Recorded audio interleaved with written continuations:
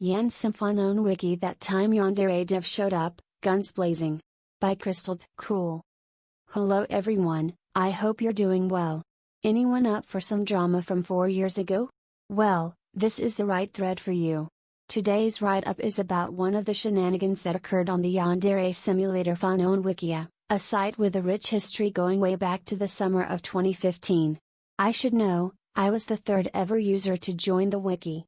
This one is, without a shadow of a doubt, the most well-known of the shenanigans, being the only one to go beyond the wiki's reach and getting into the ears of the wider fanbase, mostly because of who's involved. I will not be posting direct links to any of the posts that aren't the drama itself, because this is 4 years old and I'm not interested in getting anyone harassed for dumb shit they said when they were 13. Hindsight is 2020. But first, some context. A brief explanation of what exactly YSFW is and who the major players are here. This information is imperative to understanding what unfolded. What the heck is a Yandere simulator? Yandere Simulator, or YanSim, for short, is an indie game that has been in development for 6 years, and has a fanbase primarily consisting of tweens and young teens, specifically of the weeby variety. In YanSim, you play as a girl named Ayano Aishi, better known as Yandere-chan, and you're tasked with eliminating 10 rivals over the course of 10 weeks so that nobody is left standing between you and your senpai. What's a yandere, you ask? A yandere is a character archetype frequently found in anime of the particularly edgy variety, with plenty of blood and gore and probably some creepy sexualization.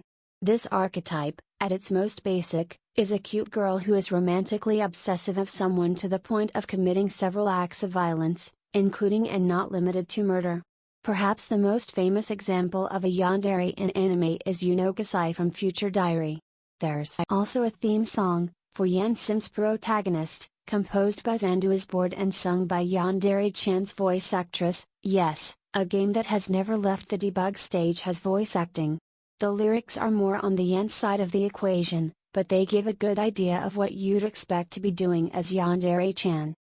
The game's developer is a man named Alex, who goes by the moniker YandereDev, who I would like to point out seems unable to pronounce yandere correctly, which is kinda funny. This game is still in development, but notoriously, it has never actually left the debug build stage. There's a lot of potential reasons as to why that is, but here's a few of them. The game was originally programmed in JavaScript, which is generally not ideal for game development. Since then, it has been ported to C. It seems like YandereDev doesn't really know what he wants this game to be. Sometimes it's social stealth, sometimes it's an actual sandbox. Due to the constantly expanding scope of the game, there's a lot of feature creep. Successfully eliminating a rival is convoluted and extremely specific at times. It's nearly impossible to know how to do something without watching a video on his YouTube channel first or reading the canon wiki. YandereDev simply isn't a very good programmer. There's like a bajillion else if statements. Nothing wrong with using these statements, but it's just too much. As a result, the game's also poorly optimized. He's just not good at product management, man. But anyway, YandereDev is a rather polarizing figure, both as a game dev and as a person. The history behind this guy is extensive. His detractors see him as lazy, incompetent, easily distracted, unable to handle negative feedback, a drama king, kind of a dick to his fans, and a con artist, and these accusations aren't exactly unfounded. There's plenty of evidence to support these claims. He's also a bit of an edgelord, but that's a given. If you really want to know more about him, you can find countless documentaries on YouTube just by Googling his moniker. That's nice, but what's a Fanon Wiki? If you all don't mind, I'm gonna borrow you/1kicks explanation. Fanon Wikis are a subset of fandom-specific wikis. However, rather than being a dedicated resource for a given subject, they are there for users to create their own content. Chiefly this comes in the form of new characters and stories, presented in a wiki-like format. These sites can vary considerably in the way that they are run. Some are intended to be a single, interlocked, shared world, while others are more free from where each user's content is independent from another's. The Yandere Simulator Fanon Wiki in particular, which I'll call YSFW from here on out, is currently a freeform wiki. In its early days, as in June to November 2015, it was a shared world, but due to its rapid growth, on account of being the first and having the most intuitive URL, yes, there are other YSFWs, but that's a write-up for another day. Running it as a shared world became unfeasible in a matter of months. Of course, keep in mind that the present-day landscape of YSFW is very different from how it was in 2015 to 2017. Either way, the users were all dedicated fans of Yandere Simulator at one point or another, that's undeniable. We all genuinely love this creation. Who are the important users in this conflict? Well, the whole wiki was kind of involved, but there are the three most important ones. YandereDev, the developer of Yandere Simulator. Needs no further introduction. He's kind of a dick.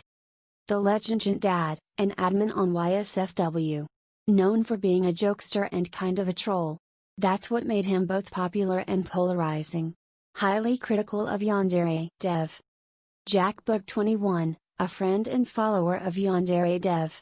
Former bureaucrat on YSFW, but not its founder. After his demotion, an important event, think of it as the prelude to this incident, he created his own Fanon Wiki with blackjack and hookers. His importance is mainly contextual.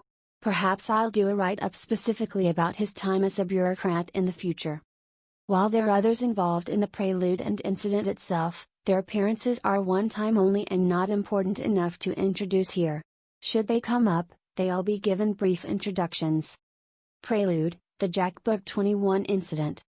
On June 10, 2016, a user named DemonicBB, he had a bit of a flair for the dramatic, but was generally pretty alright in hindsight, made a forum post sharing a link to a Tumblr blog titled Stop YandereDev, expressing concerns about harassment and doxing. This blog was, essentially, a call-out blog with information largely pulled from Kiwi Farms, a site notorious for being bigoted and basement dwellerish. Regardless, there was a mountain of content, and I looked through the blog and linked some blog posts of interest.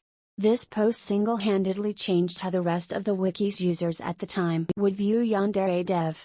People were ready to believe it because honestly, the content of the game is about as trashy as he is. As soon as the thread started gaining traction, however, Jackbook21 would use his bureaucrat powers to edit and censor links to the blog, replacing most of the thread with cat sand, and delete the thread. 6 days later, Igor the second person to ever join the wiki, notorious due to writing a questionable roleplay plot in 2015, so he was pretty widely disliked, but in hindsight he was probably one of the more reasonable users around, made a post on Boog's message wall, questioning him about why the thread was deleted. Boog used one of the wiki's rules as justification: do not give out others' personal information, as the Tumblr blog included information taken via doxing, including YandereDev's full name. The rest of the wiki, on the other hand, embarrassingly disagreed, claiming if it's easy to find online, then it's no longer personal. Most of the user base were tweens at the time, so that kind of dumbness is to be expected, but whatever. 2 weeks later, at the start of July, 2 users were banned from the wiki's chat function, courtesy of Boog. Why were they banned? Well, they talked about the contents of the blog, specifically one of YandereDev's old usernames, which I'll refrain from stating for the sake of being polite. Since many of the users considered this to be public information, they challenged Boog on this decision. Boog's defense was that YandereDev asked him to remove this information. Nobody pointed it out, but this created a bit of an undertone. Although there are multiple admins, Boog was the only bureaucrat, aside from the founder, Desert Foxtrot, who wasn't very active. Notably, he changed his username to YandereDev as an incel earlier this year, which is kind of hilarious, and as such he was unofficially seen as the leader or head admin. If he's under orders from YandereDev, then that carries the implication that YandereDev is the true leader of the wiki, which the user base didn't like. Later that same day, Igor created a voting thread calling for Jackbook21's demotion. Wait, what? Okay, let me explain how YSFW politics worked. So, essentially, the users got to vote for who would be staff, as well as which suggestions, like an addition to the rules, would be passed. For promotions, the user who desires to be promoted would make a staff application for a specific position, and then users would have a week to cast their vote, support, oppose, or neutral. Reasons are optional, but generally the user would make their case in the opening thread. If the thread passes, then the user gets promoted. Demotions worked similarly, but obviously made by a person other than the staff member in question. For a thread to pass, there needs to be a minimum of 10 more supports than opposes. This was counted by subtracting the total opposes from the total supports. For example, a thread with 20 supports, 7 opposes, and 3 neutrals would pass, because 20 to 7 equals 13, which is more than 10. A thread with 10 supports, 4 opposes, and 16 neutrals would not pass, because 10 to 4 equals 6, which is less than 10. Obviously, when a thread doesn't pass, nothing changes, except for maybe how the rest of the users would see the thread maker. So anyway, Igor the Me makes a demotion thread for Jackbook21, laying out his case. Book was already on thin ice before this incident. For example, back in spring of that same year, the legend YandereDev made a demotion thread for then admin Len Lollet, a somewhat polarizing figure at the time who was generally considered to be a copycat, a bit of a creep, and just plain rude. This thread did not pass, mostly because the screenshots were rather tame. Legend is a known jokester, and these two have had this kind of back and forth for a while at the time, but Boog demoted Len regardless, feeling that this behavior was not a good example for an admin to have. Honestly? Fair, but one could argue that the same applies to Legend. A significant portion of the user base felt that this was an abuse of power, as Len's demotion was near unanimously opposed. Anyway, Boog's demotion passes, he demotes himself and makes a new ISFW with blackjack and hookers, citing the user base being unwilling to respect people's privacy as the reason for his departure, but most people concluded nah, he just wants power and control, and all is well. Since the founder gave myself and Jick Buckford, one of the YSFW admins, considered a chill and non-controversial figure, access to his account around this time, the founder's account was then used to make demotions and promotions possible from that point forward. What this meant for the wiki in the future, though, was that YandereDev's more sensitive information was freely shared around, and he was often mocked. This would have consequences about 1 month or so later. Oh my god, finally, the incident itself. A bit of context, YandereDev has a Wikia account, which he uses on the Yandere Simulator Wiki, which I've called the Canon Wiki for simplicity's sake. Wiki accounts work on every wiki hosted on Wikia, regardless of whether or not you actually contributed to the specific wiki in any way.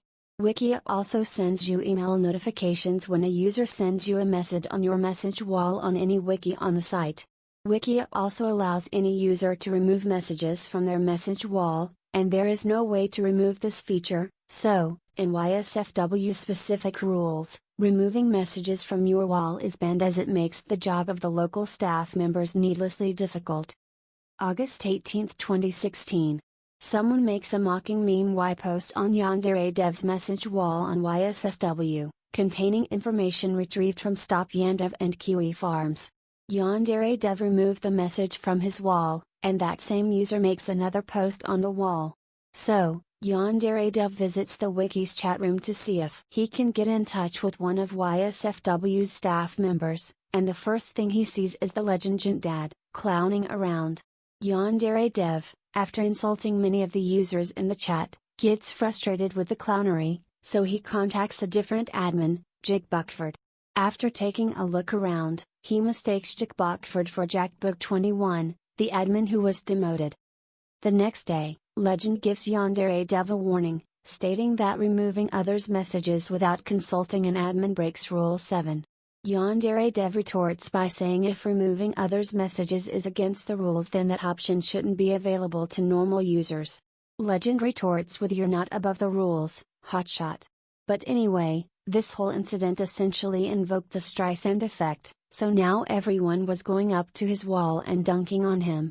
He removes more messages without a care in the world, and gets blocked for a day.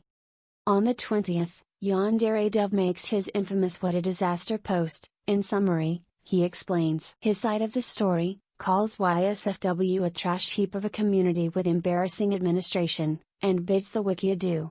Legend made a rap in response. However, in hindsight I feel like at the end of the day, he wasn't actually in the wrong, shit like his real name was never meant to be shared to begin with.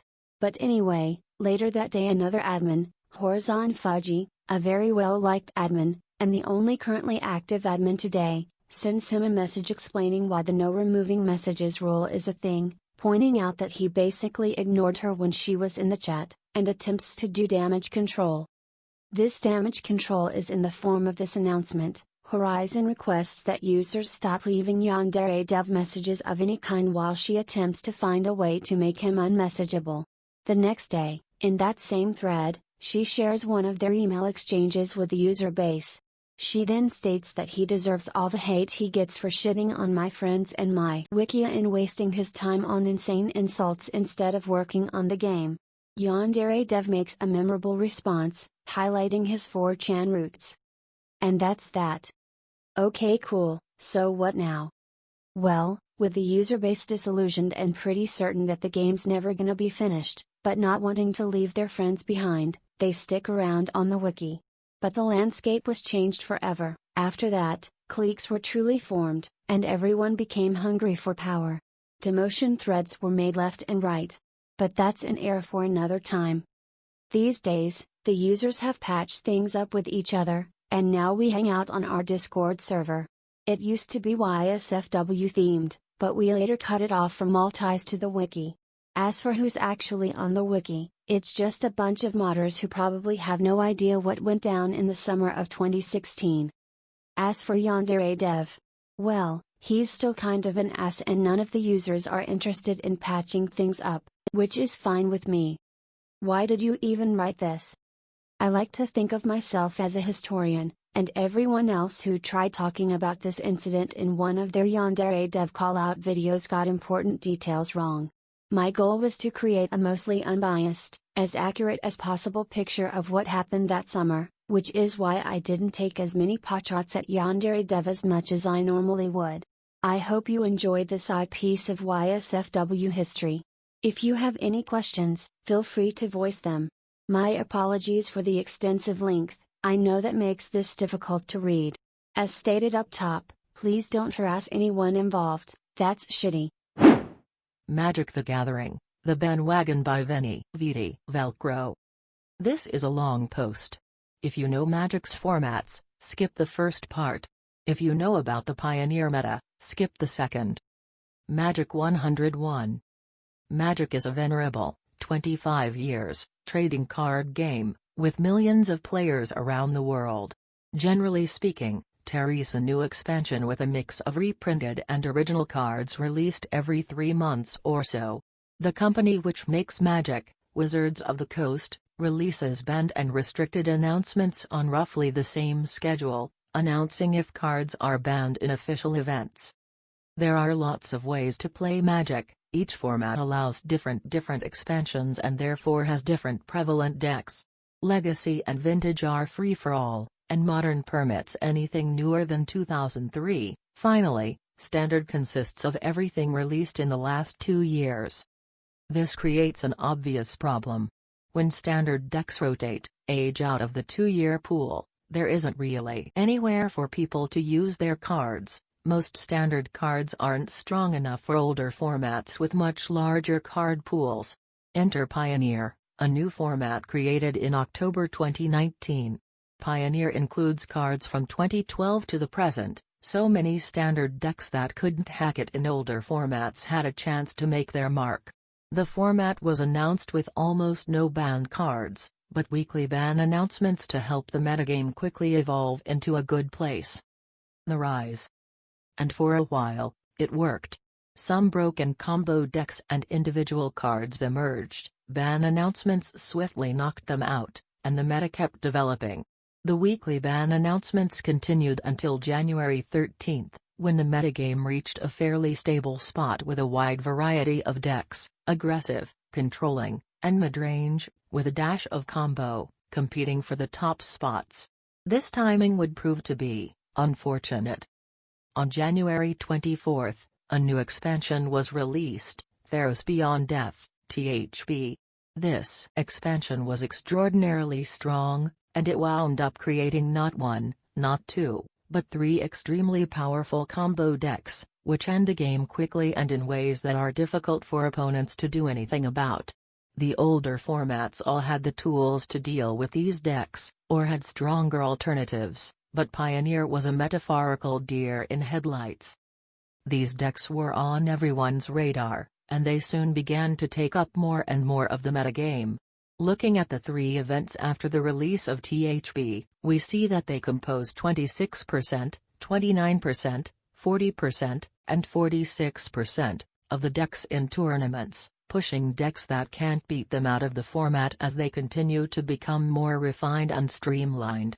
If you're looking at the sources, the decks are Inverter, Breach, and Heliod/Mono White. This was obviously not a good look for Magic's shiny new format. With players reassured by swift bans of prior combo decks, the churn of the metagame slowed to a crawl. With COVID cancelling paper tournaments and in-store play, there wasn't really any point in discussing a dead format walking. Except, like The Walking Dead, it just kept trundling on. There were no bans for another 2 full BR announcements, and the THB combo decks continued to cement their stranglehold on the format. Play rates on Magic Online, the old flagship online platform, dropped to the point where Pioneer events no longer had enough players to start. Finally, 1 week ago, there was an announcement: something would be banned from Pioneer. The community perked up, and speculation about which combo decks would get the axe ran rampant. The announcement is up and the answer is, none of them. The drama. That's right, none of these cards were deemed problematic, since none of them are posting high enough win rates in online events. In a whole separate drama, Wizards stopped publishing raw data a year or so back, in an attempt to artificially diversify the metagame. These decks, while extremely popular, are quite hard, and the average player doesn't dominate with them. Or so they claim. We have no raw data to back this up, and they don't highlight any other decks that are winning. Instead of a ban, we got an unban of a previously banned card, which was an enabler for a fourth combo deck, although the jury's out on whether or not that deck is still any good. Needless to say, the Pioneer community has absolutely lost their shit. From shitposts, to memes, to general hair tearing, things are looking grim. This lack of action has also spawned several conspiracy theories, ranging from the cards in the combos are being reprinted in an upcoming set, and Wizards doesn't want to hurt sales, to Wizards is trying to kill Pioneer to force everyone onto Magic Arena, the new flagship online platform, which doesn't have Pioneer. Angst is rapidly reaching critical mass, and the backlash promises to be fierce. This is hot, developing drama, so I may update as the salty think pieces roll in. Watch this space. Comics: The comic reboot that almost everyone hated by Tayreea. The New Warriors is a young group of superheroes that appear in Marvel Comics. They have had 5 comic series, the first releasing in 1990 and the latest in 2014. The team was also supposed to have their own MCU TV series intended to be released in 2018, but network-related issues changed this and it was scrapped completely in 2019. This year Marvel announced they were rebooting the series once again, tying into the comic event Outlawed, where young superheroes were banned under Kamala's law named after Ms. Marvel aka Kamala Khan. This rebooted 6th volume would have involved the now older members mentoring a new team of heroes. The designs of these heroes were questionable. L to R, Screen Time, Snowflake, Safe Space, Benegative, Trailblazer, along with their backstories, powers, and names. One of the heroes is the early 2000s rave-fashioned Screen Time, whose name refers to the screen time limit software/apps used by some parents and is described as a meme-obsessed super teen, in those exact words. He received his lackluster powers of being able to Google stuff fast, from his grandpa's experimental internet gas, something that was ridiculed. The new characters also included twin Snowflake and Safe Space, with the former being non-binary, a goth vampire kid called B-Negative and a girl named Trailblazer, who appears to maybe be Hispanic, whose powers included having a magic backpack. This and the assumption of her being Hispanic lead to numerous Dora the Explorer comparisons. These designs lead to the series announcement receiving mostly negative responses. The announcement video released in March currently has over 250k, in comparison the likes is at 5k. Criticism came from all corners of the internet, of many different reasoning.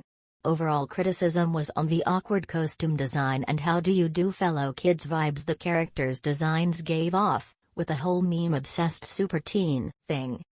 The rest of the criticism was mostly divided between those who disliked the group for being diverse and the use of Snowflake as the non-binary character's code name ignited their biased views of non-binary people. The other criticism came from people who felt these characters did more harm than good and seemed like parody characters. This part may be slightly biased, as this is the criticism I agree with, as opposed to the previously mentioned criticism. I feel mentioning this may be important. The characters were described as defying stereotypes, but many felt the opposite, with the characters being incredibly stereotypical.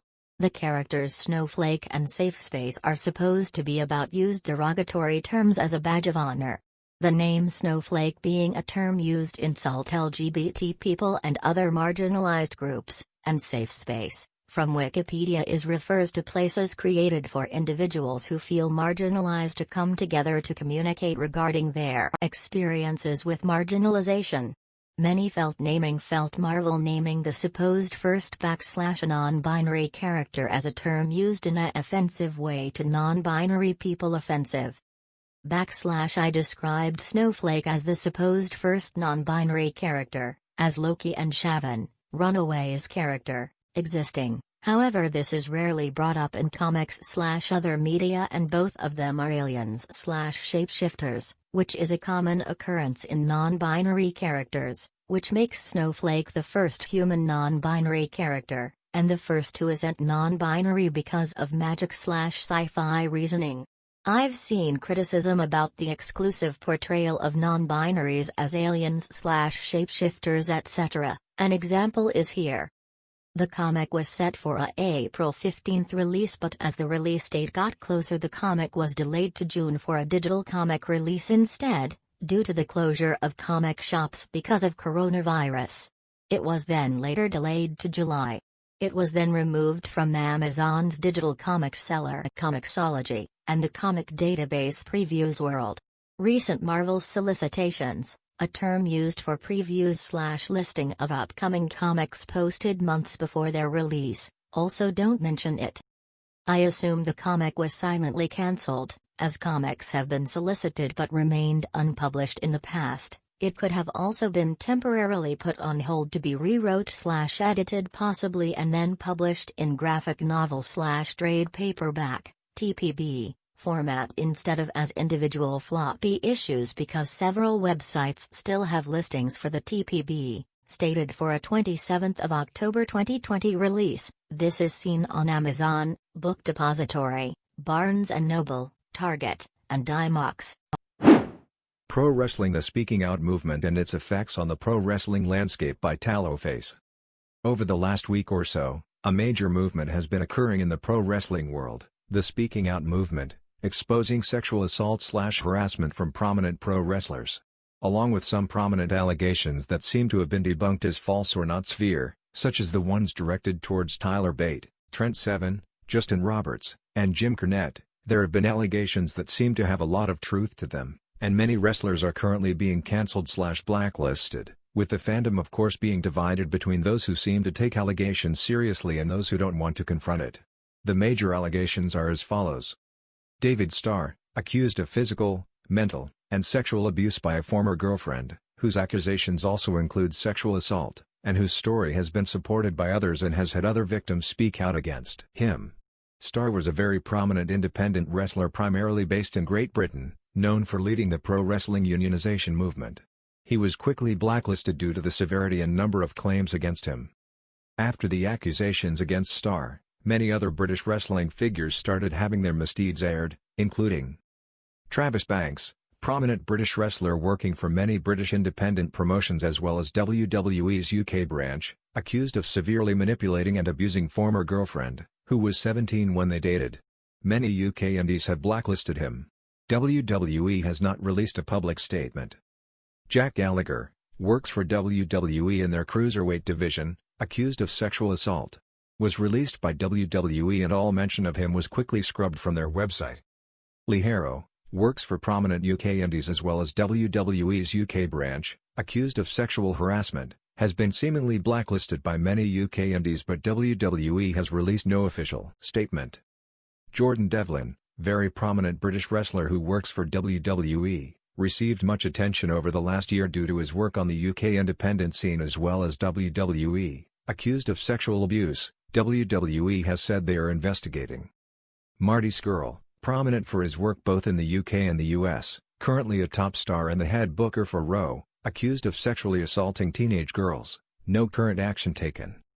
Will Ospreay, very well-liked wrestler for both his work in the UK and in Japan, who along with his girlfriend Bea Priestley is accused of coercing UK indies to blacklist a female talent for accusing Ospreay's friend of sexual assault. One of those indie promotions confirmed this later.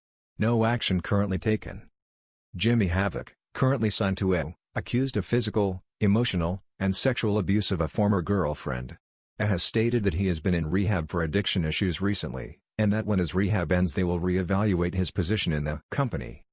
Along with clearing out a number of talents in the British wrestling scene, leaving that landscape much more scarce, this could lead to the closure of multiple popular promotions and an end to the prominent wrestling unionization movements.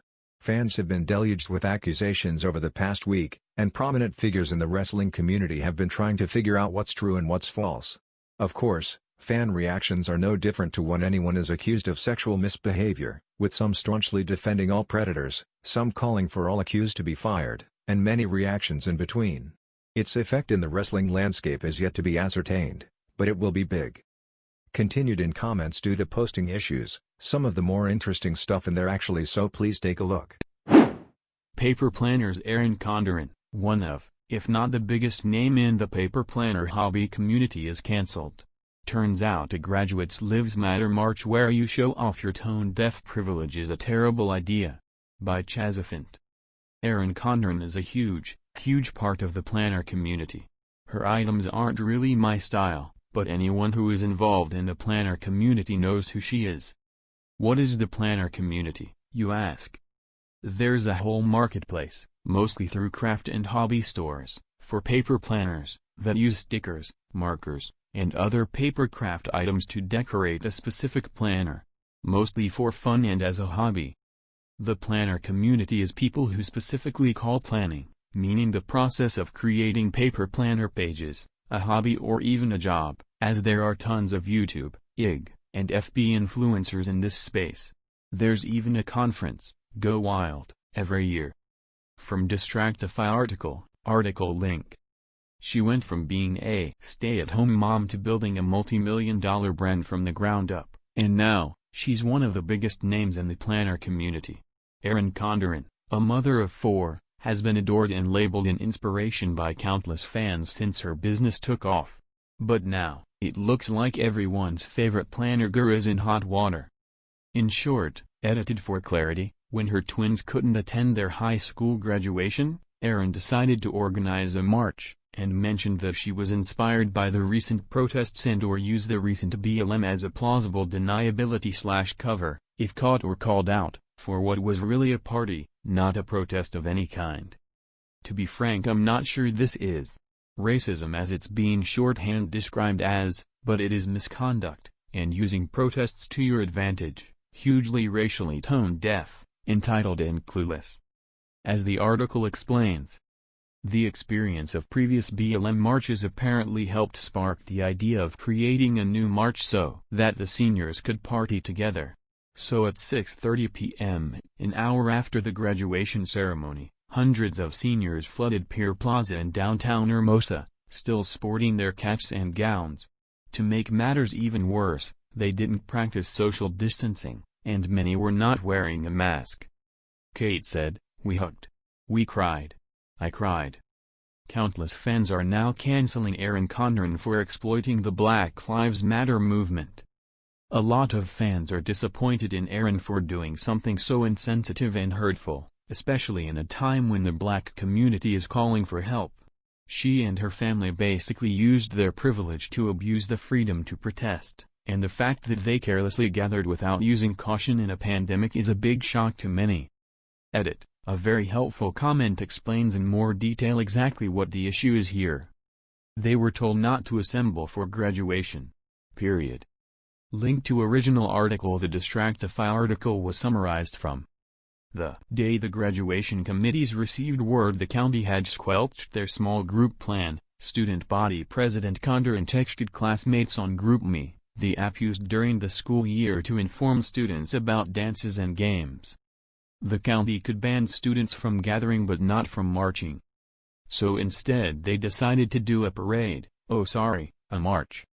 The absence of masks and failure to socially distance was criticized. Miracosta English and philosophy teacher Stacy Cabrera wrote on her Instagram account, "I feel like I failed as your teacher because clearly you learned nothing from me at all. You had a chance to use your platform as a student of this school for good in the community. It was a wasted opportunity to do something good with it." They were being entitled selfish brats. Is there flat-out written proof of them organizing it as a protest? Not quite, however it's incredibly easy to see what they were doing. Thank you so very sleepy81. I first found this out by popping on Nig after a few days off and saw that multiple people I follow were addressing these actions in their stories or posts.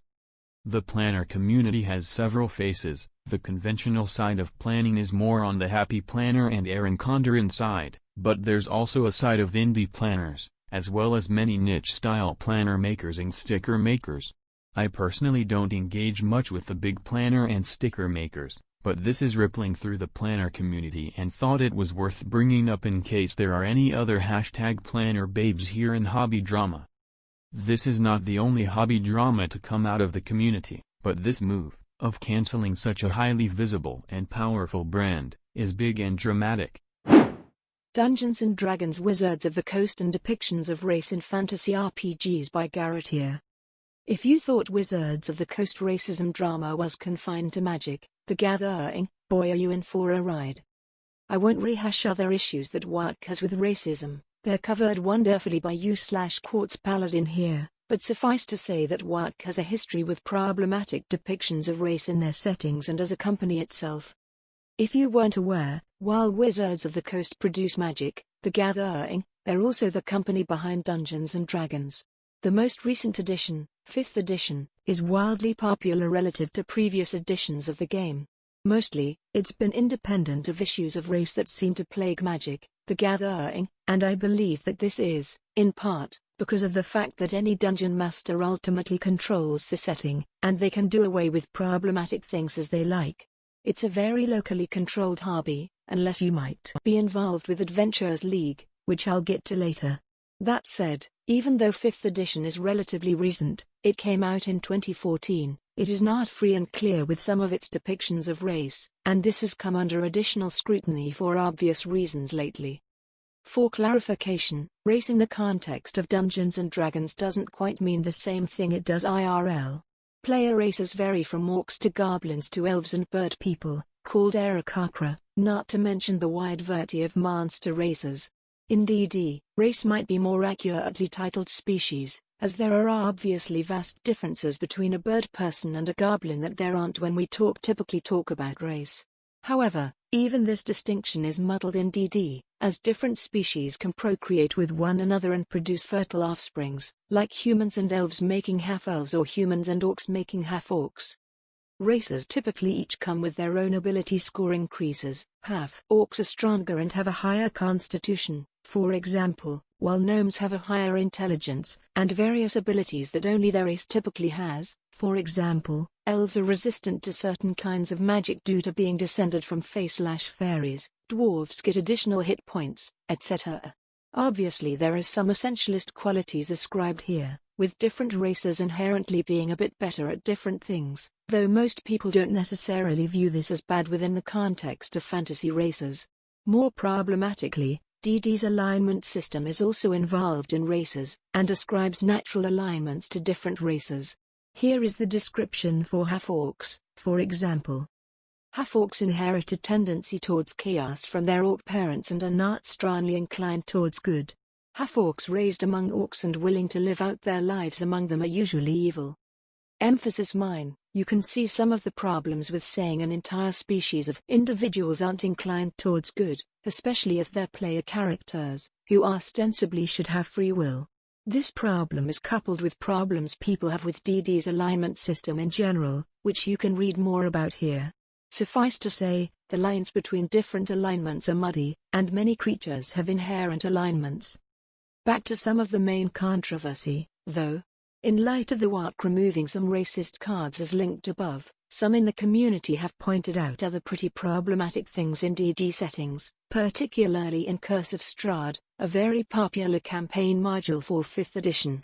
Curse takes place in Brewery, not Transylvania, ruled by a vampire, and includes a group of people called Vistani.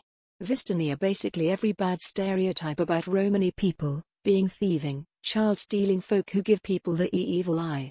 Strangely, the depiction of Vistani was a lot less racist in 4th edition, which means the designers made a conscious decision to depict them more problematically in 5th edition.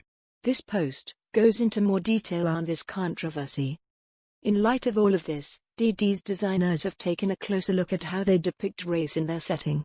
This Reddit post lays out some discussion on Twitter by Jeremy Crawford, who is the lead rules designer for WARC.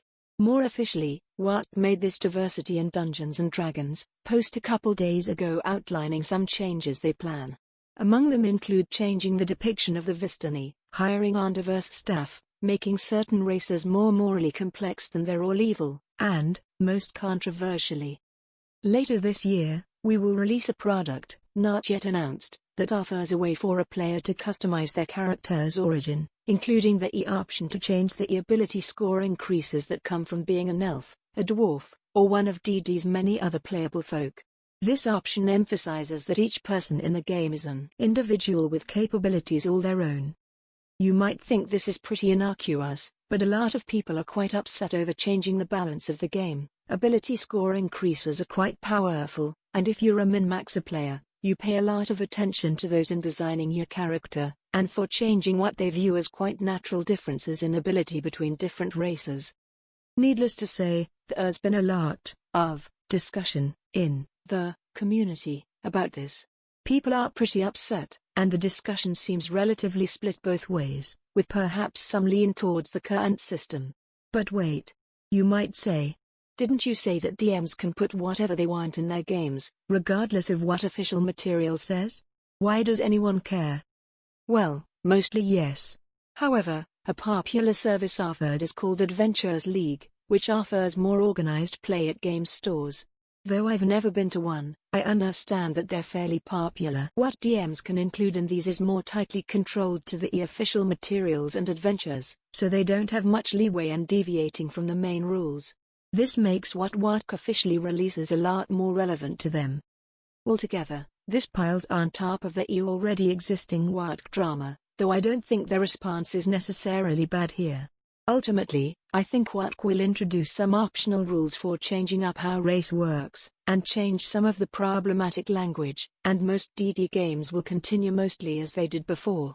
It's already possible for most DMs to change these problematic things in their own games, as I said, so I think most of the people with strong opinions one way or the other are likely already doing that. Magic: The Gathering Racial Concerns in the Company's Hiring Policies. Oh, and a card with the literal KKK on it. By QuartzPaladin.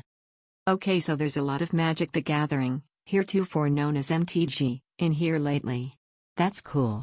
It's a card game that came out in 1993, and is still insanely successful to this day.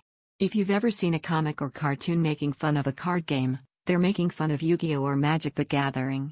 Complicated rules, controversial choices, and way too much money being thrown around. Today we live in unprecedented times, and racial tension is at a lot of the forefront. Wizards of the Coast, the company that makes MTG, prides itself on being a progressive company. It has cards depicting gay, lesbian, and trans characters, and has for the past decade or so been an incredible breath of fresh air in depiction of people of color in fantasy settings. While set in a single overarching setting, the story of magic bounces from subsetting to subsetting regularly. By subsetting, I mean worlds. Think of it like Star Trek. They go to a new planet with a new culture that looks surprisingly like an Earth culture. In 2017, we went to Ixalan, where the clearly not Spanish but definitely vampire conquistadors battled with definitely not Incan dinosaur riders. We had Kaladesh, which took visual representation of the Desi people and fashions. But Wizards has also made poor choices.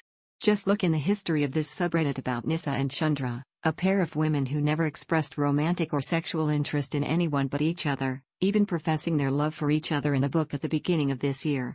6 months ago, another book came out where Nissa said she loved Chandra like a sister, and Chandra said she only liked the brawny, and decidedly male, types. Wizards employees, to a T, were emphatically against this change, but no one could seem to identify why the change happened.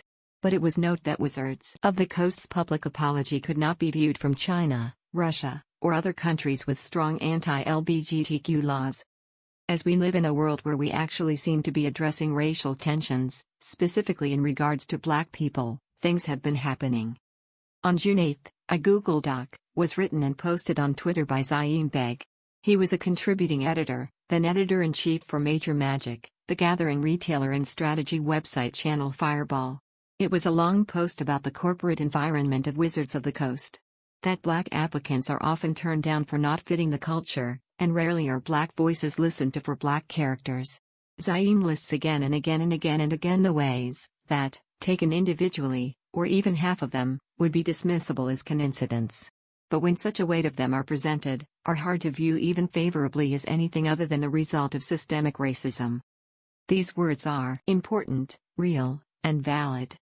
And at the end of his document, he posted a picture of a magic card, produced in 1994.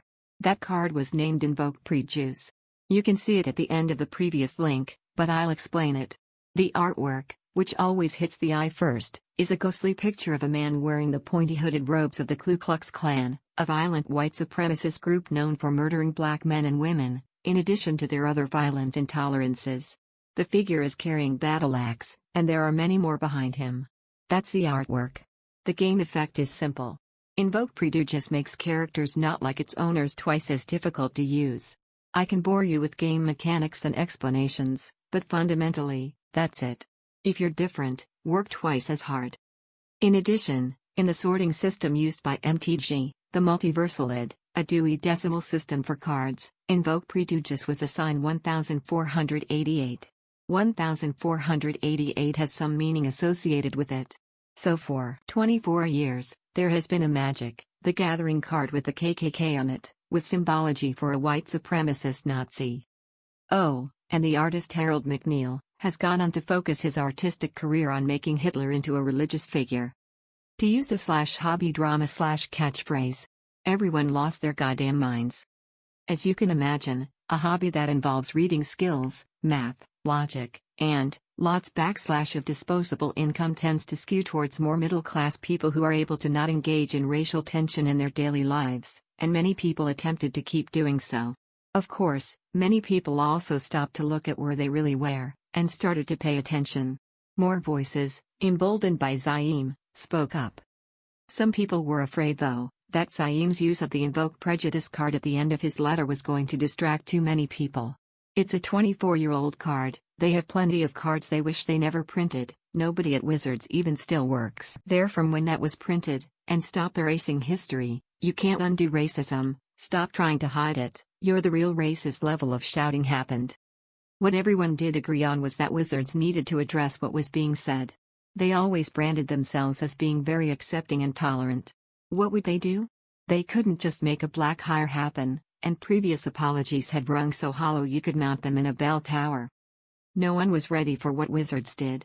They banned Invoke Prejudice, removed its picture from the database, changed its multiversal ID, and put a message denouncing its racism.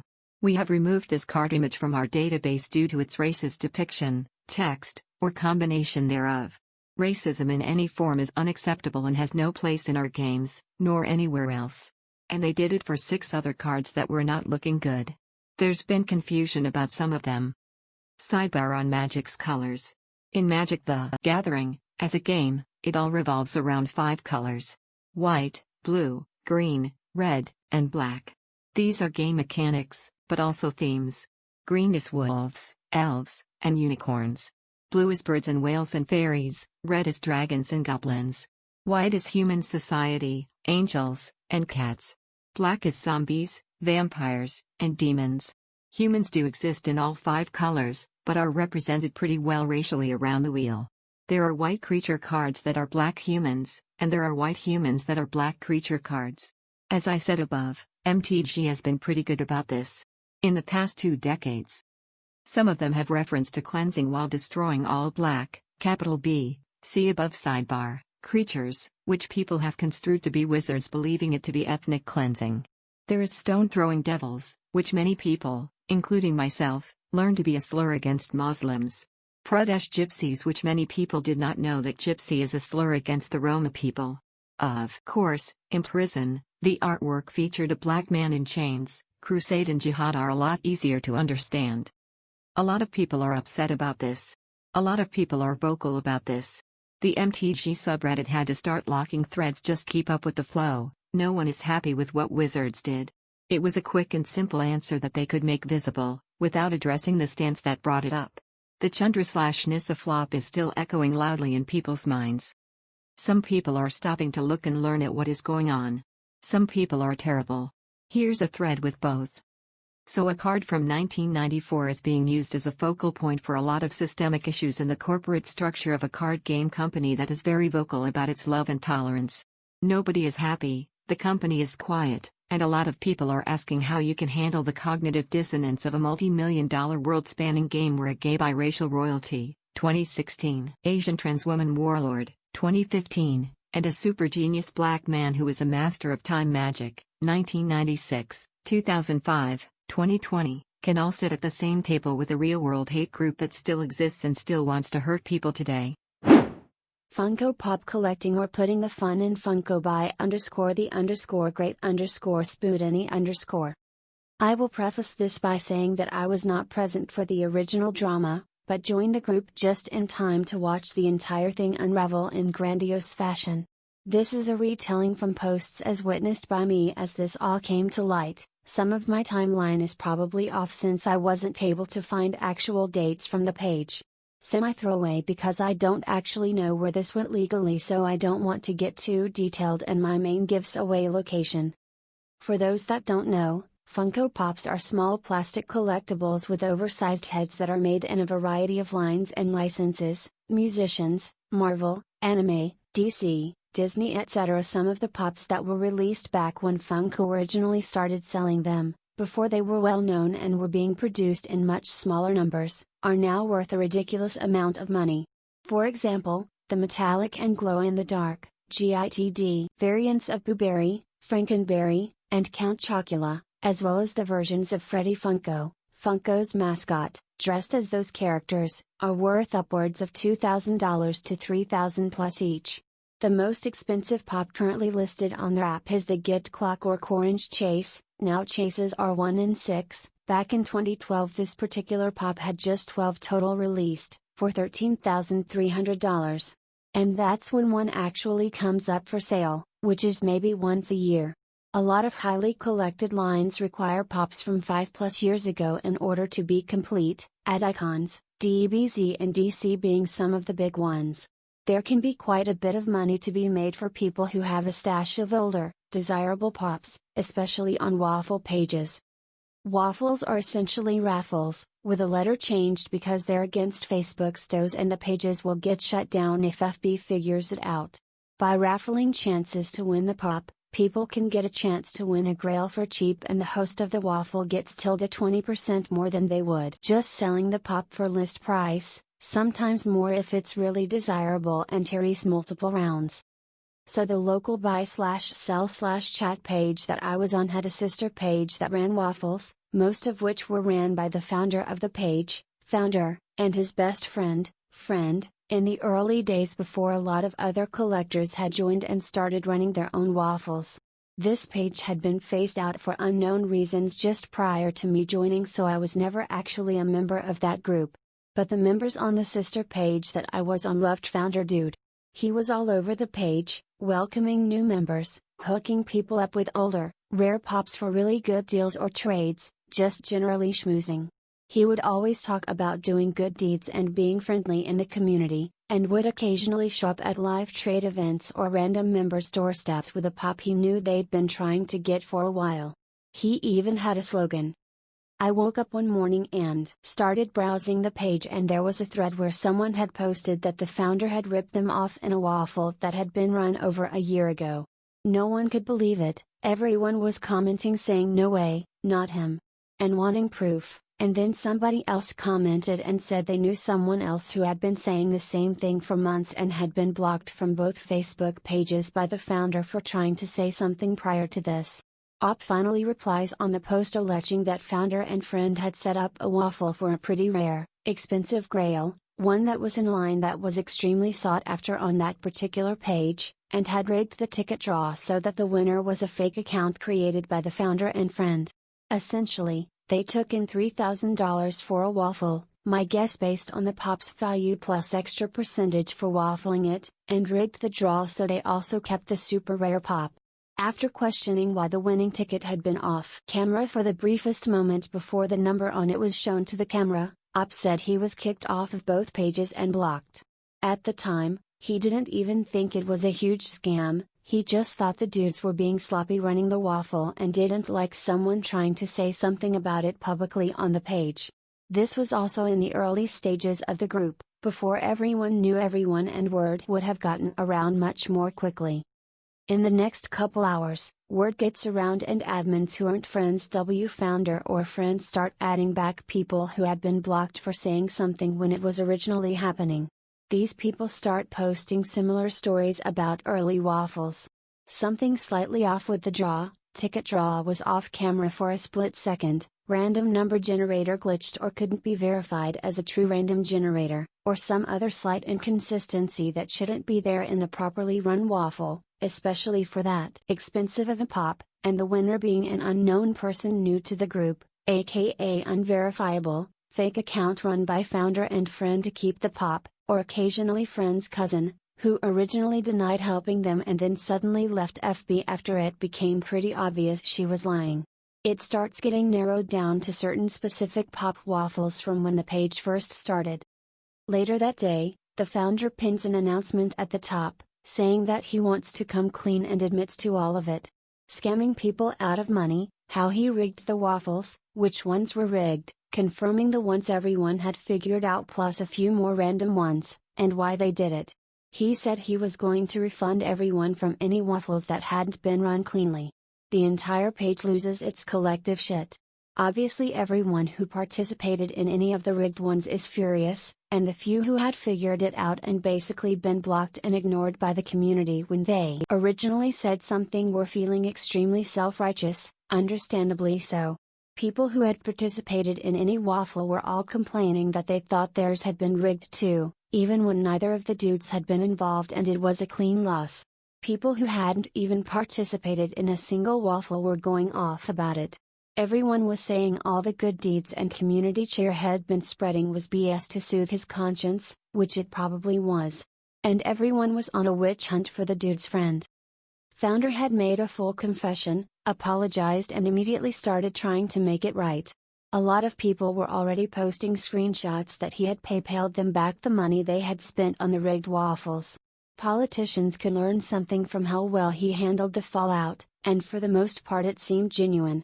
The friend, however, supposedly the one who had come up with the idea of rigging them because he needed money, hadn't said a word to anyone, and since people were getting timely refunds from founder, even though supposedly most of the money had gone to friend, a lot of them were now turning their anger towards friend. Friend finally posts a half-assed apology. I remember reading it and thinking he sounded like he was sorry they'd got caught, and maybe sorry that people were dumb enough to get conned, which didn't help anything. If anything it made it worse. I wasn't the only one who thought he didn't sound very sorry, and since people had pretty much stopped talking about criminal charges for the founder, according to the angry mob, The money amount was high enough to qualify as some type of fraud. Once it became clear he actually was paying people back in an extremely timely fashion, everyone turned to wanting to file a complaint with Friend's work. He has a job where violating a code of conduct can cause serious legal issues without going to the cops. Again, not sure where it went, so being purposefully vague in case it helps. Eventually, the group of people who had been actively participating in the waffles at the time the shenanigans were happening kind of banded together and told everyone else to shut up, that they would deal with it as they saw fit since they were the ones who had actually gotten scammed. While there were still some people who seemed like they just enjoyed rioting, for the most part the mob dispersed. A lot of people left the group for other local pages. The founder stepped down and left the page once everyone was paid back like he had said he would, and the remaining admins tried really hard to bring back the general positivity that had existed just a few days prior, but it definitely faltered after that. A month or two later I went to check the page and it was archived out of the blue, no explanation, no warning, no goodbye. The last post was some random poll about a holiday picture contest. Possible they did that to preserve evidence if someone did decide to press charges. Possible the admins just decided to throw in the towel and burn the whole thing to the ground, but I can only speculate. However, it wouldn't surprise me if they decided to do something about Friend, or both of them, though the group of people who got scammed seemed like they were leaning towards forgiving him when it became apparent he was actually paying people back within hours of saying he would. I would love to know what ultimately ended up happening, but probably never will, unfortunately, since I'm not that involved with that hobby anymore for unrelated reasons. If I ever randomly get an update from the few collectors I still talk to, I will update this post. TV show 1/10 of half a fraction of a survey course of supernatural drama by idknewaccount. Where, oh where, to begin even tackling a fraction of the drama related to supernatural? I am cursed with enough knowledge for several write-ups, and cursed with the knowledge that my information is only cursory. Background: for those who don't know, Supernatural is a CW show about two brothers who go around fighting the world and saving monsters. Or whatever. The two leads are Jensen Ackles, who plays Dean Winchester, and Jared Padalecki, who plays Sam. Their personalities are that Dean is the tough but protective and secretly sensitive older brother and Sam is tall. There's also Castiel, played by Misha Collins, who was added in the 4th season. He was only supposed to be around for a few episodes, but the fangirls were so thirsty for a non-incestuous hot guy ship that he became, more or less, a regular. I might show my bias if I dwell too much on Misha or Cass drama. I was once a Misha and Cass girl. It ends this year after 15 seasons. 15. Let's start with the longest running drama, the Tin Hatters. If you're familiar with One Direction Tin Hatters, ESP and Tin Hats are much the same. Two of the leads are carrying on a decades-plus affair under everyone's noses because execs/agents/producers/society/whoever are afraid of gay people. That means getting wives and having multiple kids. The ship is either Misha/Jensen or Jared/Jensen, but never Misha/Jared. Jensen seems to be the most palatable because he keeps his mouth shut more than his co-stars. And because, let's face it, he's the strongest actor and most attractive. Jensen is married to an actress named Anil, Jared is married to Genevieve Cortese, a supernatural guest star who played the second Ruby, and Misha is married to his high school sweetheart, Victoria Ventok, a sex historian. They have 2 to 3 kids each. The fans affectionately refer to their families as Beards and Plan B and Bitch.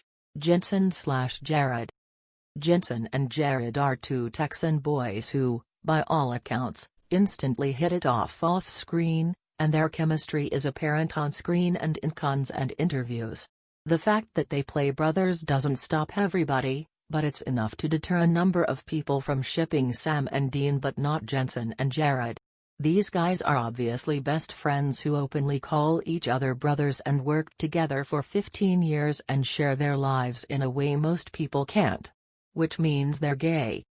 The conspiracy goes deep. There's a massive compilation of documents called Share the Truth.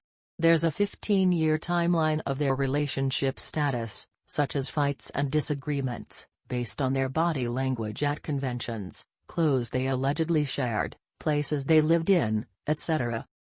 Do you know your J2 history? The story of Jensen and Jared is an epic one. It is at first deceptively simple. But with a wider view, this seemingly small story tells a much larger, more universal one. In that way, it's also an important one. It's one that spans a time of unique change in American culture as social media tools grew, TV became king, fandom ways were integrated into public lexicon, HW powerhouses rose and fell, and a new hope for true equality in Obama's America supplanted the country's long history of intolerance. It's one that showcases how the role of PR can build over time to consume all levels of actors' lives, even two guys who first set out to avoid exactly that. It's one that reveals the widening sphere of PR with the advent of social media, celeb blogs, and online fandoms. Fans are no longer immune to being used by PR as tools in the role of creating an illusion and selling an image. Only together in one place do cracks in the veneer and patterns of PR tactics suddenly emerge as the larger picture focuses into sharp view. It's also a story that I hope one day can be told in full by the people who lived it instead of mere spectators who watched from the cheaper seats and speculated from afar. As far as I know, there exists no complete record of what a J2 fan has experienced in all the years of the show. So what follows is a timeline summarizing the events of all 8 years of Supernatural surrounding its two lead co-stars. It's meant to serve as an J2 archive or library, detailing each event with a date, info, pics, tweets, article, links, videos, and quotes. Most of the focus is on J2 and the players around them, but it will cover show changes and larger HW shakeups in later years as it becomes necessary. If a tiny splash of time capsule feels snuck in, it's because we all have our experiences and sometimes they feel worth telling.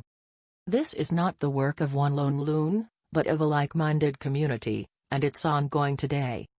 These guys are not subtle. They very much show, in a publicly acceptable way, how they mark their territory all the time. One common way for Jared is to always have some part of him touching some part of Jensen. TBH, if it were socially appropriate, I'm sure these guys would have peed on each other many times over the years. Anon, what's the most husbandy J2 moment in your opinion?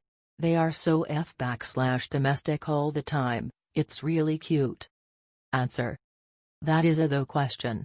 They're such obvious husbands. So me think Jensen offering Jared his arm to wipe his nose during BurCon 2016 is one of their most husbandy moments.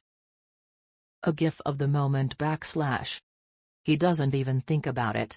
He just offers his arm for Jared to clean his nose as if he's done it a million times before, which he probably has done this a million times before when Jared is sick or crying. That's pretty gross, but okay. As with all tin hat conspiracies, their wives are terrible and their kids are fake. Jen's pregnancy was super shady BTW, I don't think she even carried those kids. On the contrary, she did have an option. She could have chosen another career. Better people than she will ever be work for their livings. But no, Jared came along and Jen, being lazy and opportunistic and feeling entitled to live the good life, choose birding. She has no honor, no integrity and no self-respect. She is a despicable person. Poor General, she really is unfortunate looking. No other option to beard really. Because looking like that and being such an awful actress, she really had no other option. The J2 Tin Hatters also hate Misha and J2's bodyguard, Cliff. Misha is a huge disgusting dick. Misha fans are disgusting perverted turds. I couldn't agree more. Cliff to me seems to only be around to make sure the guys don't do anything to tarnish the brothers' image the network has tried so hard to keep up. Have you seen the guys that are in the suits at each of the cons? They look like real bodyguards. Cliff looks like an oversized teddy bear, who will stop at nothing to fatten his wallet and further his one-sided importance emo. Jensen/Misha. Since Dean/Cass is a popular ship, it follows that Jensen/Misha also has a following. It's the same spiel as all other tin-hatting body language analysis, cataloging clothing, reading between the lines. There's less wife-hating because Misha's wife is seen as less of a barrier. She wrote a book called The Threesome Handbook, which, of course, fans incorporate in their conspiracies. Just Jared. I'd be remiss if I didn't bring up the drama playing out in real time. You might have heard about Jared's recent arrest for punching employees at a bar he owns.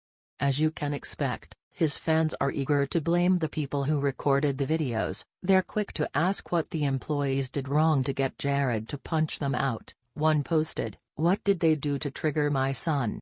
And they're constructing narratives that the bartender has a history of problematic behavior and Jared was just trying to resolve a workplace issue by punching 3 people. And, of course, it's just assault. Who cares? They were out to arrest him because he's a celebrity. Fans found a Twitter post by someone who alerted TMZ that Jared was arrested, and they followed up with threatening messages about how the person will be sorry for snitching on Jared. You might not know that he has a history of assholery, such as taking customer service complaints to Twitter. He posts the names, work locations, and faces of cashiers and airline attendants who upset him. He's done this a whole bunch of times, and he knows his fans attack. He also tweeted on the day Philip Seymour Hoffman died, "Sad isn't a word I'd use to describe a 46-year-old man throwing his life away to drugs. Senseless is more like it. Stupid." But it's actually the recurring guest stars who are far more volatile. Maybe next time I'll do a write-up about Mark Pellegrino and Travis Aaron Wade. Craft beer popular brewer insists on lying about their beers. Beer geeks part on the issue like the Red Sea. By partyontheobjective.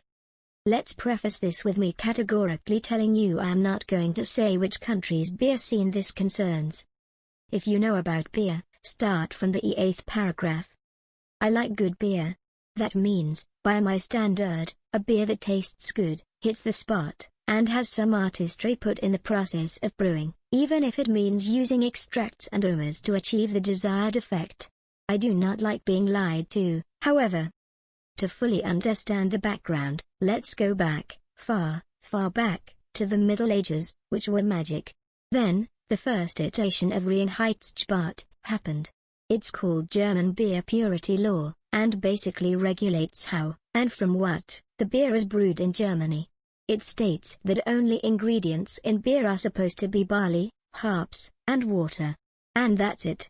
But what about very classic beers that do not uphold Reinheitsgebot, like Kriek, for example? Well, for one, they aren't German. Also, they can die in a fire, according to the purity law. See, this whole idea of beer purity was plaguing craft beer scene for years. Purists believe that adding anything other than water, hops, and barley is cheating, not a real beer, and it's crap. These days, with so many flavored beers, it's very rarely just those 3 ingredients, so people expanded their minds a little bit. Now, if you make, for example, chili and raspberry Baltic porter, it better has real chili and real raspberries. No extracts, no nothing. Some extreme beer geeks even dismiss using ready-made fruit pulp. They think if you add raspberries, you better buy a lot and mash them yourself. This attitude, of course, led to some pathologies in the community. Brewers started to misrepresent certain information on the labels, to avoid angry purists boycotting their beer. This, in turn, led to more strict laws regarding what information has to be included on the label. Thankfully, there are a couple of brewers around the world, such as Tuggus and Omnipolo, both from Sweden, not my country, that admit to using natural extracts, concentrates, and aromas, together with actual fruits and such like, to make a quality product that tastes amazing. Those are still all natural ingredients, just turn the taste up to 11. And I, personally, am a great fan of these. I really enjoy these incredibly tasty, high-quality beers. But, and this is where the drama starts, unbeknownst to most beer geeks but well known among people a little deeper in the industry, one can purchase hops extracts as well. Hops extracts are exactly what it says on the tin. An extract of hops that when properly applied to the beer makes it seem like it's been hopped with amazingly fresh, fragrant perfect hops. There is only one source of these in my entire country, a company that imports very specialized high-quality ingredients for breweries. Mostly hops, blocks, fruit pulp, etc., but also hops extracts. There are other companies like these, and some breweries buy their ingredients on their own, but this specific company is the only one that carries hops extracts. Because hops extracts are pretty much taboo. Hops is a notoriously fragile ingredient. It matures and is good to use fresh just for a couple of weeks per year, so most growers try and press the cones into blocks, which then need very stable storing conditions, and then are viable for a little longer, up to a year, at most. After that, the hops smell like a dirty rag, and sometimes also vomit. So this one brewery, one of the first craft breweries in my country, and considered one of the best by some, started expanding. Their beer output is huge, and with a number of their beers steadily put on the shop shelves every month, independent of the time of the year, people started to be suspicious. Especially since their most popular beers are an IPA based on Citra, Mosaic, and Chinook, hops that go bad very fast, and a New England based on Citra and Mosaic, and another IPA, based on some New Zealand hops. The issue is, their beers taste great, but also exactly the same, no matter what, no matter the time of the year. Never any flaws. Great quality control, you might say, they get the best ingredients, you might think. And most of it is true. But also there were rumors among the professionals that they use those hops extracts. I personally heard from one of the dudes working for the company that stocks the hops extracts that this brewery is their biggest buyer of the extracts. Another issue is, they are very adamant about not putting extracts on their labels, which is a legal gray area. They do use hops, and also extracts of the hops. So they put hops on the label, but not the extracts. They should be putting both, but because they are so stubborn, it's borderline illegal. This slowly started leaking to the public. Defenders of said brewer gleefully point at the stickers on the bottles, where the hops extract is not listed in ingredients. Detractors point out that the brewer is lying on their labels. They are lying, blatantly in everyone's faces. During the last craft beer festival, where they won a couple of medals, one of the owners made a very unprompted speech, addressing the rumors, and categorically denying them, instead claiming that they are so good they don't make mistakes. People were upset as hell, deciding to boycott their beers. Or, gleefully cited the speech as proof the brewery is just awesome. Either way, this whole mess sparked another debate on whether hops extracts are okay or not. People started accepting fruit extracts, why not hops extracts? This is still ongoing, and there is no consensus yet. People did part on the issue like the Red Sea. Some started yelling about Reinheitsgebot. Again, while others yelled that this is not Germany, and we don't have such traditions to keep in mind, let's do what we want as long as it's tasty. The only thing people seem to agree about is that no one likes being lied to, and that brewery, if they are using extracts, are playing a rigged game. I personally know they are cheating. I hate being lied to. Even though I am open to extracts, evident in the fact that the previously mentioned Dugas and Arm Nipple O, very open about using various extracts, are one of my favorite breweries for the amazing tastes they have. This story doesn't have a happy ending. They still put out horrendous amounts of beers in astonishing number of variations every month, and people yell and cry. But the beer geeks less in the know still buy their lying beer because it tastes just so damn good. Hell, I sometimes buy their New England. It's good. I hate drink their too perfect hazy nectar on a warm summer day, and damn if it doesn't hit the spot. Edit, Silver? Thank you, stranger. 3.